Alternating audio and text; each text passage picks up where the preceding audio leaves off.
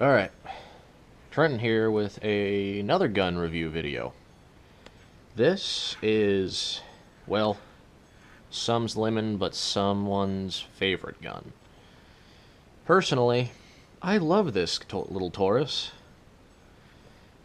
It is the 740 Slim, which is their 40 caliber concealed. They are made in Brazil, but their manufacturing plant is actually in Miami, Florida, so let's just say mid-border gun.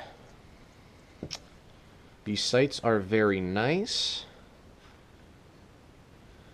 and the rear sight is adjustable for windage. Now, the price I paid for this gun was $250. The MSRP on the gun is $349, so $350, so I saved $100. It's a 40 caliber,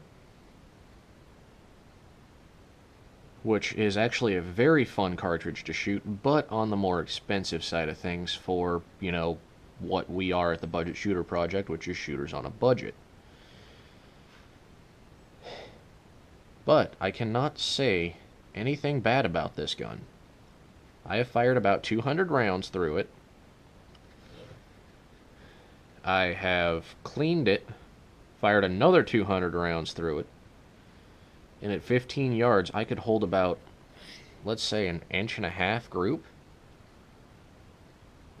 I'm not gonna profess to be the best shooter in the world, but if I had to, I can get by with this gun.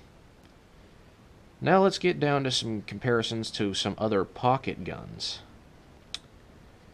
A gun that I have personally fired and will never fire again because of just how bad it feels to shoot. The Ruger LCR-9 revolver. The Taurus beats it in looks, shootability, which basically means overall general feel of shooting, knockdown power, which is 40 versus a 9mm, ammo capacity, which is how many rounds could it hold, which I believe this one is 5 plus 1. Nope, 6 plus 1, I apologize. Versus the, I believe it's just 5 for the LCR. They are the same price point, which is $350, or actually I think the Ruger's actually $355, but not a major difference. So $360 with the $10 background check versus $365. Your choice. The 9mm is cheaper to shoot, but I prefer the 40 because, well, for one, I like knockdown power and I like a little bit of challenge for target acquisition. Okay, moving on to the Glock 43. I've only shot that thing once. Relatively a toss-up on looks. Taurus has a better price point in MSRP. The MSRP for the Glock 43 is $520. The Taurus is $350. You're saving about $175, so you can go out and get yourself a couple more magazines for the Taurus, and a couple of boxes of ammo.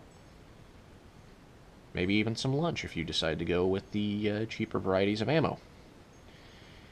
The only thing that the Glock has better than the Taurus is its warranty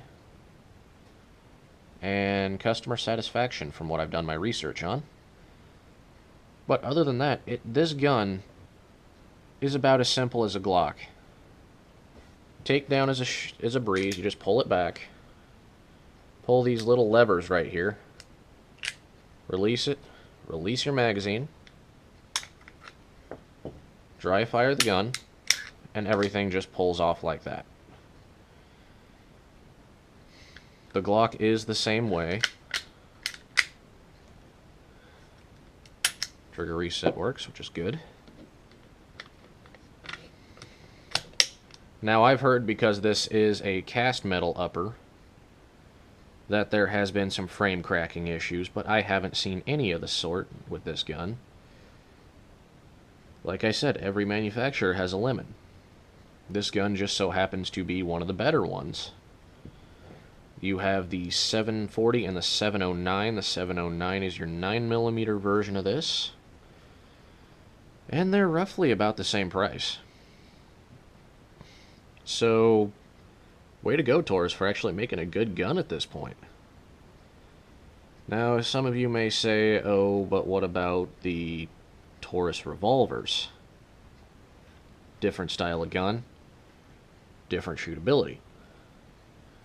Once I get a Taurus revolver of my own, which is going to probably be 357, I will do a review video on it after I get to know it. But this has been Trenton with the Budget Shooter Project. If you have any other questions about the Taurus 700 series, please drop a comment down in the comments box. But if, as always, like, comment, and subscribe. Every like and or comment helps a bunch, and every God, I just lost my wording there. Subscription helps me to maintain the YouTube channel. So, this has been Trenton with the Budget Shooter Project, signing off.